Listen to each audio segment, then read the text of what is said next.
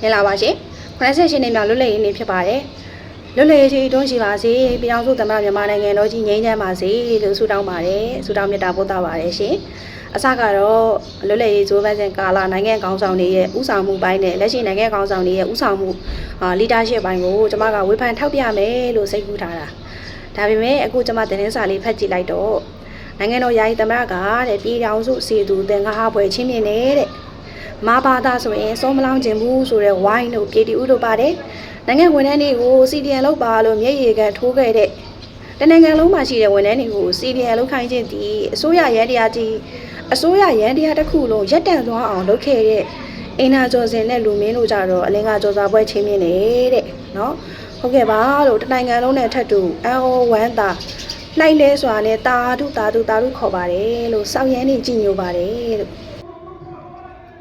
ဝန်ထမ်းတွေကိုစီရီယံလောက်ခိုင်းတာကအစိုးရရန်တရားကြီးတစ်ခုလုံးရပ်တန့်သွားအောင်ရည်ရွယ်ချက်ရှိသွေးထိုးလှုံ့ဆော်ခဲ့တာအဲ့ဒီလိုသွေးထိုးလှုံ့ဆော်ခဲ့တဲ့လူတွေကိုတော့နိုင်ငံတော်ရဲ့ယာယီသမ္မတကမေတ္တာတရားကြီးမားစွာနဲ့စုတသိက်တွေချိမြင့်နိုင်လို့ရှိရင်ဒီလူတွေရဲ့သွေးထိုးလှုံ့ဆော်မှုဝါဒဖြန့်မှုနီးမျိုးစုံဗတ်ပေါင်းစုံကနေပြီးတော့ချိန်ချောက်ဖိအားပေးခံရမှုတွေကိုကြက်ခါရင်ဆိုင်ပြီးတော့နိုင်ငံတော်ပေါ်မှာသစ္စာရှိစွာယနေ့ဒီချိန်ထိအန်ဒီရဲ့ဂျားတွေကဗတ်ပေါင်းစုံကချိန်ချောက်ခံရအသက်အန်ဒီရဲ့ချိန်ချောက်ခံနေရတဲ့ဂျားတွေကနိုင်ငံပေါ်မှာသစ္စာရှိစွာတာဝန်ထမ်းဆောင်နေသောနိုင်ငံဝန်ထမ်းများကိုလည်းထိုက်တင်သောဂုဏ်ထူးဆောင်ဘွဲ့တစိမ့်များထိုက်တင်သောအကျိုးခံစား권များပေးရလိမ့်မယ်ချီးမြှင့်လိမ့်မယ်လို့မျှော်လင့်ပါတယ်ဝန်ထမ်းတွေကိုစီရန်လောက်ခိုင်းပြီးဆိုရရန်တရားတစ်ခုလုံးရပ်တန့်သွားအောင်လှုံ့ဆော်ခဲ့တဲ့လူတွေကိုတော့စုတစိတ်ချင်းမြင့်နိုင်ရင်ဒီလိုလှုံ့ဆော်မှုတွေကိုနားမယောင်ပဲနိုင်ငံတော်ကိုသစ္စာရှိတဲ့ဝန်ထမ်းတွေကိုထိုက်တင်တဲ့ဂုဏ်ထူးဆောင်ဘွဲ့တစိတ်စုတစိတ်အကျိုးခံစား권များပေးရပါလို့တောင်းဆိုချင်ပါတယ်သတိပေးချင်တာကမေတ္တာရက်ခံချင်တာကအဲ့ဒီလိုအမှုပညာရှင်တွေအနေနဲ့ကနောက်ခင်ဗျားတို့တရုပ်ဆောင်ခြင်းရင်ကင်မရာရှေ့မှာပဲတရုပ်ဆောင်ကြပါနိုင်ငံရေးမှာဝင်ပြီးတရုပ်မဆောင်ကြပါနဲ့ထပ်ပြီးပြောပါမယ်အမှုပညာရှင်အမိခံမျက်နှာပုံဆွတ်ထားတဲ့လူတွေအကုန်လုံးတရုပ်ဆောင်ခြင်းကင်မရာရှေ့မှာပဲတရုပ်ဆောင်ပါနိုင်ငံရေးမှာဝင်ပြီးတရုပ်မဆောင်နဲ့နိုင်ငံရေးမှာတရုပ်ဆောင်ရင်စီရပရိပက္ခတွေဖြစ်ပွားနိုင်တဲ့အဲ့ဒီစီရပရိပက္ခရဲ့နောက်မှာလူများစွာရဲ့အသက်တွေကလေးတငယ်ပေါင်းမြောက်များစွာရဲ့အနာဂတ်တွေကြည်မွပျက်စီးသွားပါလိမ့်မယ်ကြည်မွပျက်စီးရလိမ့်မယ်ဒါကြောင့်မို့လို့ခင်ဗျားတို့တွေနိုင်ငံရေးမှာဝင်ပြီးတရုပ်မဆောင်ကြပါနဲ့လို့အသိပေးချင်ပါတယ်ရှင်းပါလေပဲအကြမ်းဖက်သမားကိုစုတသိက်တွေချင်းမြန်းခဲ့လို့အများသူကလက်ညှိုးထိုးစရာဖြစ်ခဲ့တဲ့ကိစ္စရပ်ကြီးတွေရှိခဲ့ဘူးတဲ့ဥပမာ2024ခုနှစ်လွတ်လပ်ရေးနေ့အထိမ်းမဲ့စုတသိက်တွေချင်းမြန်းတဲ့အခါမှာမွန်ပြည်နယ်ပေါင်မြို့နယ်ကဦးစောဆန်းဝင်းဆိုတဲ့လူအဲ့ဒီလူရဲ့နေအိမ်ထဲမှာဘုံတွေတနက်တွေလက်နဲ့ခဲရနေဖမ်းဆီးရမိလို့အဲ့ဒီလူကိုအကြမ်းဖက်သမားဖြစ်ဖမ်းဝရမ်းထုတ်ပြီးတော့နေအိမ်ကိုချိတ်ပက်သိမ်းဆည်းလိုက်တယ်အဲ့ဒီလိုအကြမ်းဖက်မှုနဲ့ဖမ်းဝရမ်းထုတ်ခံရနေအိမ်ချိတ်ပက်ခံရတဲ့လူကို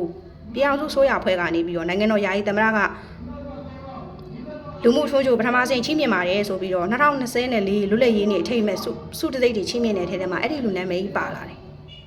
်ပြည်နယ်ဆိုရကဒီလူရဲ့အိမ်မှာလက်နက်ခဲယမ်းတွေဖမ်းဆီးရမိပြီးတော့ဒီလူဟာ KNU နယ်မြေမှာတောခုနေတဲ့အကြမ်းဖက်သမားပါဆိုပြီးတော့နေအိမ်ချိတ်ပိတ်ထားတဲ့အကြမ်းဖက်သမားကိုလူမှုထိုးချိုပထမစုပေးလိုက်တော့ပြည်နယ်ဆိုရနဲ့ပြည်အောင်စုဆိုရကြားတဲ့ကအချိတ်ဆက်မှုပြည်နယ်ဆိုရနဲ့ဗဟိုဆိုရကြားတဲ့ကအထက်အောက်ချိတ်ဆက်မှုပါလေဖေးလေမိကုံထုတ်ကြကြီးဖြစ်သွားတယ်ဆိုတော့နောက်မှာအဲ့ဒီလိုအကြမ်းဖက်သမားကိုလူမှုထူးချွန်ဆိုတဲ့စိတ်မပေးမိအောင်အကြမ်းဖက်အားပေးတွေနိုင်ငံတော်ကိုပုံကန်နေတဲ့ဖွဲ့စည်းတွေကိုတနည်းနည်းအားဖြင့်အားပေးနေသောလူပုဂ္ဂိုလ်တွေကိုစုတစိတ်တွေမှားယွင်းပြီးထပ်မှန်ပြီးမှားယွင်းပြီးတော့မပေးမိအောင်စစ်စစ်ရေးချယ်ရေးအဖွဲ့အနေနဲ့ဒီထက်ပိုပြီးတော့စီကန်းတွေတင်းကျပ်ဖို့မျှော်လင့်ပါတယ်နောက်ထပ်ရှုထောင့်တစ်ခုကကြည့်ရရင်နိုင်ငံတော်အစိုးရနိုင်ငံတော်ရဲ့အကြီးအကဲနိုင်ငံတော်ယာယီသမ္မတကသဘောထားကြီးမားစွာနဲ့အဲ့ဒီလိုနော်ဝန်ထမ်းတွေအကုန်လုံးကိုစီဒီအန်လို့ပို့လှုပ်ဆော်ခဲ့တဲ့ပြည်သူတို့အင်နာကျော်စင်တို့လူမင်းတို့လူမျိုးကိုတော့စုတသိက်တွေချင်းမြင်နိုင်တယ်တောခိုွားတယ်နိုင်ငံတော်ကိုပုံကန်ဖို့တောခိုသွားတဲ့ PDF တွေကိုတော့မေတ္တာတရားကြီးမားစွာနဲ့အလင်းဝင်ဖို့ဖိတ်ခေါ်ပြီးတော့ထောက်ပံ့ကြေးငွေတွေပေးအပ်နိုင်တယ်ငြိမ်းချမ်းရေးကိုရှေ့ရှုသောအဖြစ်မေတ္တာတရားကြီးမားစွာအဲ့ဒီလိုဖြေလျှော့ပေးနေတဲ့အချိန်မှာနိုင်ငံတော်ချက်ပါတယ်တက်မတော်ချက်ပါတယ်တက်မတော်ခေါင်းဆောင်ကြီးကျွန်တော်တို့ရဲ့ဖေးပါကျမတို့ရဲ့ဖေးပါအချစ်ဖေးကြီးပါဆိုပြီးတော့အသွင်ယူအယောင်ဆောင်တွေကအသွင်ယူအယောင်ဆောင်တွေကချက်ကနေရှိဟိုလူကိုဖမ်းလိုက်ပါဒီလူကိုဘလို့လုပ်လိုက်ပါကျွန်တော်ကတော့ကျမကတော့ ဘလို့အသွင်ယူပါတယ်ဘလို့အသွင်ယူပြီးဖမ်းဆီးပါတယ်ဘလို့အသွင်ယူပြီးစစ်ဆေးပါတယ်နောက်ဆုံးဥပဒေကိုချိုးဖောက်လို့ဥပဒေအရအပြစ်ပေးခံနေရသောလူတစ်ယောက်ကိုတောင်မှရင်းနှီးသူဝါကူထိုးမြေနေရလှန်ဆိုင်တရေဘောကြောင့်လည်းစိတ်တက်တွေနဲ့ဒီလူကိုအားပေးတဲ့လူမှန်သမျှကိုအကြမ်းဖက်မှုနဲ့ဖမ်းရမယ်ဒီလူကိုအားပေးတဲ့လူမှန်သမျှကိုဘလို့စုံစမ်းစစ်ဆေးရမယ်ဆိုပြီးတော့အလွဲသုံးစားလုပ်နေတဲ့ဟာတွေကတက်မတော်ကိုများစွာတိတ်ခါကြနေတယ်လို့တက်မတော်ခေါင်းဆောင်လက်ရှိနိုင်ငံတော်ယာယီသမ္မတကိုလည်းပဲတိတ်ခါကြစေတယ်ဂုံတိတ်ခါညှိုးနွမ်းစေတယ်နိုင်ငံတော်ယာယီသမ္မတကသဘောထားကြီးမားစွာနိုင်ငံတော်ကိုပုံကန်တဲ့လူတွေကိုတော့စုတသိတွေချင်းမြင့်ထောက်ပံ့ငွေတွေချင်းမြင့်နေတဲ့အချိန်မှာအောက်ချိန်မှာနိုင်ငံတော်ယာယီသမ္မတကကျွန်တော်တို့အဖေပါကျမတို့အဖေပါအသွင်ယူအယောင်ဆောင်တွေကမြင်းမြင်းရမှန်သမျှဖမ်းဖို့စီးဖို့လုပ်နေခြင်းသည်အာဏာအလွဲသုံးစားမှုအယောင်ဆောင်မှုအကြီးညိုမပြတ်ပြက်အောင်အများသူငါကတက်မတော်ကိုစစ်အာဏာရှင်လို့လက်ညှိုးမထိုးထိုးအောင်လုပ်နေတဲ့အသေးဖြတ်မှုတွေဖြစ်ပါတယ်ဒီလိုမျိုးကိစ္စရက်တွေကိုလည်းပဲနိုင်ငံတော်အနေနဲ့ကစုံစမ်းစစ်ဆေးဖို့လိုပါတယ်စုံစမ်းစစ်ဆေးဖို့မျှော်လင့်ပါတယ်